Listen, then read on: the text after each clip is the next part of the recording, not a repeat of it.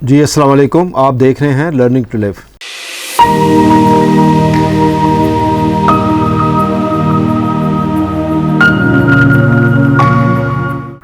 इससे पहले हम एक वीडियो कर चुके हैं वॉक के ऊपर। उसमें हमने कहा कि वॉक क्या है, आप कितनी वॉक करते हैं, क्यों ज़रूरी है वॉक, और ये सब चीज़ें हमने उसमें डिस्कस की। आज हम इसके पार्ट 2 में ये डिस्कस करेंगे कि वॉक करते कैसे हैं, कितनी वॉक करनी चाहिए और उसमें किन किन चीज़ों का हमें ख्याल रखना होगा। तो सबसे पहले जो ज़रूरी चीज़ है वो तो एक है कि अगर आपको वज़न अपना कम करना है तो एक बात हमेशा याद रखिए कि वॉक आपको रोज़ाना करनी होगी या कम से कम हफ्ते में 5 दिन तो ज़रूर करना होगा। ये नहीं हो सकता आप एक दिन करें और उसके बाद 5 दिन छुट्टी करें और इस तरह ऑफ एंड ऑन करें, तो उसका कोई फ़ायदा नहीं है।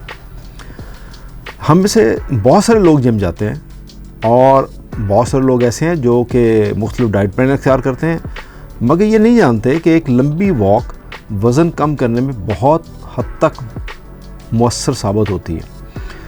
मैं आपको चंद बुनियादी असूल आपको अर्ज़ किए देता हूँ कि वॉक कैसे करनी चाहिए, और सिर्फ इस तरीके से वॉक करने से आप बहुत सारी दूसरी एक्सरसाइजेज़ जो हैं वो ना करके भी आप अपना वज़न कम कर सकते हैं।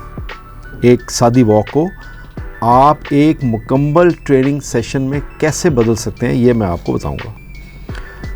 वॉक करने के दौरान आप कितनी कैलोरीज बर्न करते हैं, इसका दारोमदार कुछ चंद चीज़ों पे है। ये डिपेंड करता है कि आप कितना फ़ासला तय करते हैं उस वॉक करने के दौरान। एक दिन में आप कितना फ़ासला तय करते हैं। दूसरी बात, आपकी वॉक करने की स्पीड क्या है, और तीसरी बात, आपका अपना वज़न कितना है। इसके लिए आप एक तो रोज़ाना वॉक करना होगा, जैसे मैंने आपसे पहले कहा, एक ख़ास मुस्तकिल स्पीड से आपको वॉक करना होगा, और एक ख़ास कम से कम फासला रोज़ाना आपको तय करना होगा। ये नहीं हो सकता कि आज आप 2000 स्टेप करें, कल 4000 स्टेप करें, फिर उस अगले दिन आप 1000 स्टेप करें, तो इस तरह नहीं। ये सब कुछ इवन बुनियादों पे होना चाहिए।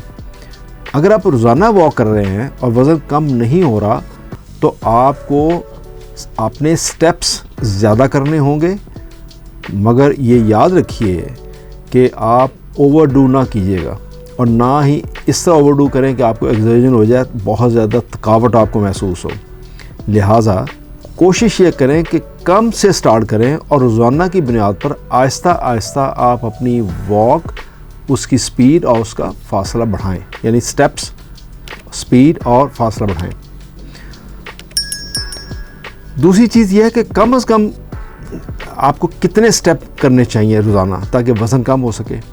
तो इसका इन्हिसार जो है वो चंद चीज़ों पे है। यानी उसमें क्या है, वो चंद चीज़ें क्या हैं, आपका बॉडी करैक्टरिस्टिक क्या है, आपके खाने की आदत क्या हैं, आपकी जिस्मानी सेहत क्या है, आपका लाइफस्टाइल कैसा है।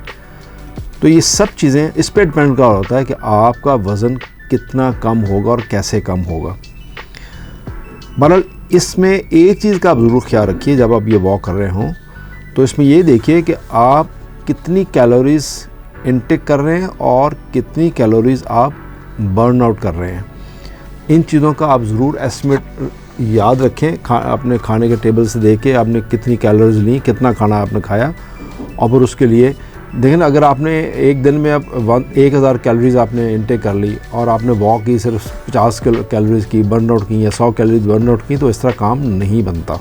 ये ज़रूरी नहीं कि आप अपने साथ वॉक करने वाले साथी जो है, अगर आप 2 लोग या 3 लोग वॉक कर रहे हैं तो उसके हिसाब से वॉक करें जैसे वो वॉक करता है। हो सकता है आप दोनों की एज डिफरेंस फ़र्क हो, आपकी हेल्थ का स्टेटस फ़र्क हो, आप ज़्यादा वॉक कर सकते हो, वो कम कर सकता हो, या वो ज़्यादा कर सकता हो और आप कम कर सकते हो। उस आप साथी के हिसाब से वॉक नहीं करते।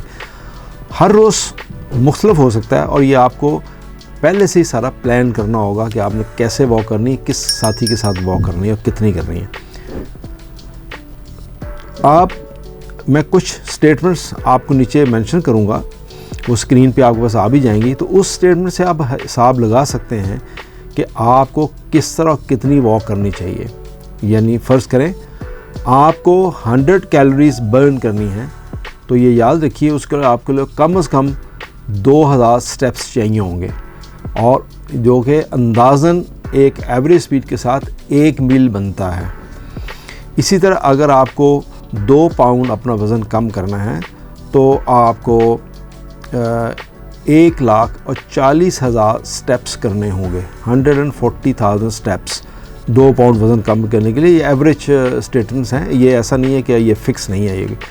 अच्छा, इन 1,40,000 स्टेप्स के लिए आपको 7,000 कैलोरीज बर्न करनी होगी और फासला तकरीबन बनता है इस वॉक का अराउंड 70 माइल्स। मैं वॉक को लंबा करने के लिए चंद आसान तरीके आपको अर्ज़ किए देता हूँ कि आप लंबी वॉक कैसे कर सकते हैं और आपको महसूस भी ना हो कि आपने कितनी वॉक की है। पहला तरीका जो है, अगर आप वॉक के दौरान बोर होने लगें तो अपनी पसंद का कोई भी अच्छा म्यूज़िक सुन सकते हैं। जब आप म्यूज़िक सुन रहे होंगे तो आप वो थकावट आपको महसूस नहीं होगी जो नॉर्मली होती है। अगर आपके बच्चे हैं तो कोशिश करें कि उनको आप स्कूल पैदल छोड़ के हैं, जैसे बच्चे भी राज़ी हो जाए। वो कहने ऐसा ना होना कि वो कहे बाबा कहने तो वॉक करनी, हमें खामखा सज़ा ही है। तो कोशिश करें फिर उनको स्कूल आप पैदल छोड़ें और वापस आप पैदल, या उनको जैसे भी छोड़ें और वापस पैदल आ जाएं। कोई इस तरह का शेड्यूल आप अपना बना सकते हैं। आप शुरू में कोशिश करें कि आप एस्केलेटर्स और लिफ्ट का इस्तेमाल बंद कर दें। यानी आप किसी ऑफिस में काम करते हैं तो कोशिश करें कि सीढ़ियों का इस्तेमाल करें ऊपर जाने के लिए, नीचे आने के लिए, और एस्केलेटर्स इस्तेमाल ना करें। एक और चीज़ है जो कि हमारे यहाँ कम है लेकिन बहरहाल कुछ लोगों के पास है, अगर आपके पास कोई डॉग है तो उसको आप सुबह निकलते हैं वॉक कराने के लिए तो कोशिश करें कि उसके साथ एक लंबी वॉक कर लें, तो वो भी आपके लिए और उसके लिए भी सेहत के लिए बेहतर हो सकता है। कोशिश करें कि चंद दोस्तों के साथ मिलकर वॉक करें। इस तरह बातों बातों में वॉक भी लंबी हो जाएगी और इसके चांस भी ज़्यादा हैं कि आपको थकावट भी महसूस नहीं होगी और आपको महसूस ही नहीं होगा कि आपने कितनी वॉक की है। एक और तरीका ये है कि कोशिश करें कि हर रोज़ आप नए रूट पर वॉक करें, इससे आप कम बोर होंगे। हर रोज़ एक ही जगह एक ही रूट पे जा के भी आदमी बोर हो जाता है। एक तरीका और भी, अगर सख्त सर्दियां हैं, विंटर है, तो आप घर के अंदर अगर आपके पास ट्रेडमिल अवेलेबल है या साइकिल अवेलेबल है तो आप उसका भी इस्तेमाल कर सकते हैं। उसका फ़ायदा ये है कि आप ये दोनों एक्सरसाइज करते हुए कोई अच्छी मूवी भी देख सकते हैं और आपको महसूस नहीं होगा कि आपने कितनी वॉक की है। एक और तरीका ये भी है कि कोशिश करें कि ऐसे बल्कि ये तरीका तो नहीं है, ये तो प्रिकॉशन है कि कोशिश करें कि ऐसे रास्ते पर वॉक करें जो कि इवन हो, यानी ऊंचा नीचा ना हो, पत्थर वत्थर ना पड़े हों। और आप इसकी फ़ायदा ये है कि आप इवन स्टेप ले सकेंगे। हर स्टेप आपका एक इक्वल डिस्टेंस का होगा, ये नहीं कि कोई स्टेप आपका 3 फुट का होगा, कोई 2 फुट का होगा, बिकॉज ज़ाहिर है अनइवन रास्ता होगा तो आपका स्टेप भी अनइवन होगा। तो कोशिश करें ऐसे रास्ते वॉक करें कि आपका स्टेप इवन हो। अच्छा, अगर आप कोई रफली 70 स्टेप्स पर मिनट के हिसाब से चल रहे हैं तो याद रखिए ये स्पीड आपके लिए नाकाफ़ी है। ये स्पीड उन लोगों के लिए होती है जो कि अभी हार्ट अटैक से रिकवर हुए थे और उनका कोई बाईपास हुआ होगा या किस तरह का सीन होगा, या फिर वो स्वीयर एंजाइना का शिकार हों, तो उनके लिए ये 70 स्टेप्स तक वॉक मुनासिब है। वरना आपके लिए एक हेल्दी इंसान के लिए नाकाफ़ी है। अगर आप 70 से 90 स्टेप के दौरान अगर आप वॉक करते हैं तो यानी ये स्पीड आपकी बनती है 2 to 2.5 माइल्स पर आवर, तो ये स्पीड उन लोगों के लिए है जो कि कार्डियोवैस्कुलर डिजीज़ का शिकार होते हैं। अगर आप 90 से 110 स्टेप्स यानी 2.5 माइल्स से 3 माइल्स पर आवर के हिसाब से वॉक कर रहे हैं तो ये स्पीड एक हेल्दी इंसान के लिए मुनासिब स्पीड है। मगर अगर आप 110 से 130 स्टेप्स पर मिनट के हिसाब से वॉक कर रहे हैं तो ये एक बहुत अच्छी एक्सरसाइज है आपकी बॉडी के लिए। मगर याद रखिएगा कि एक सेहतमंद इंसान के लिए ये स्पीड एक लंबे वक्त के लिए इख्तियार करना मुश्किल होता है। लिहाजा आसान ये है कि हल्की और कम वक्त की वॉक से शुरू करें और आहिस्ता आहिस्ता बढ़ाएं। पहले आप वॉक का दौरानिया बढ़ाएं और फिर उसकी स्पीड, यानी पहले कोशिश करें आज आपने अगर 15 मिनट वॉक किया तो कल 20 मिनट करें, फिर 30 और इसी तरह 40 से 45 मिनट वॉक करें और फिर उसकी आहिस्ता आहिस्ता टाइम वही रखें और उसकी स्पीड बढ़ाते जाएं। ये आपके लिए एक बेहतर नुस्खा है। कोशिश करें कि रोज़ाना वॉक करें। 1-2 हफ्ता वॉक करके छोड़ देंगे या इंटरवल के साथ वॉक करेंगे तो उसका कोई फ़ायदा होने वाला नहीं है।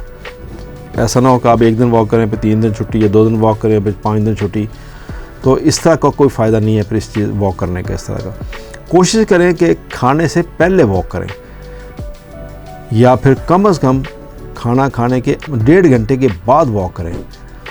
प्रेफरेबली तो ये है कि खाने से पहले वॉक करें, वरना फिर 1.5-2 घंटे आप इंतज़ार करें और फिर वॉक करें। वॉक करने के दौरान अपने शोल्डर सीधे रखें और स्टमक को अंदर खींच के रखें और अक्सर लंबे सांस ज़रूर लें। बाद लोग कमर झुका के वॉक करते हैं जो कि कमर के लिए ठीक नहीं है। ये शोल्डर झुका के वॉक करते हैं तो ये शोल्डर्स के लिए ठीक नहीं है।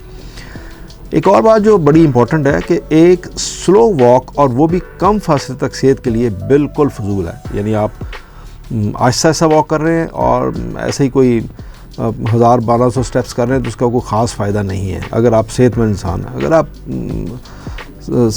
बूढ़े हैं, 70s या उसके ऊपर हैं, तो फिर ठीक है, आप जितनी भी वॉक कर लें आसानी से वो काफ़ी है। बट एक एवरेज इंसान के लिए बिल्कुल मुनासिब नहीं है कि वो स्लो वॉक करे, ज़रूरत से ज़्यादा स्लो वॉक करे जो मैंने आपको पहले नंबर ऑफ़ स्टेप्स के हिसाब से बताया, या फिर वो बहुत थोड़ी वॉक करे। इस तरह बग़ैर फ़िज़िकल फ़िटनेस और तैयारी के अगर आप बहुत ज़्यादा वॉक करेंगे तो, या तेज़ वॉक करेंगे तो वो भी लंबे फासले तक वो भी नुकसानदेह हो सकती है। यानी अगर आप कम वॉक करें तो वो भी उतनी कोई उसका खास फ़ायदा नहीं है, लेकिन अगर आप जोश में आगे बहुत लंबा फासला तय करें या बहुत स्पीड से वॉक करें तो वो भी आपकी बॉडी की फ़िटनेस के हिसाब से अगर नहीं है तो उसका नुकसान हो सकता है।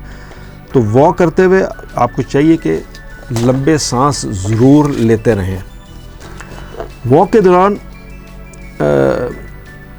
आपको कंफर्टेबल रहना होगा। इसकी बड़ी एक बेसिक निशानी यह है कि आप अपनी बॉडी के हिसाब से, अपनी फ़िज़िकल फ़िटनेस के हिसाब से इस स्पीड से वॉक करें।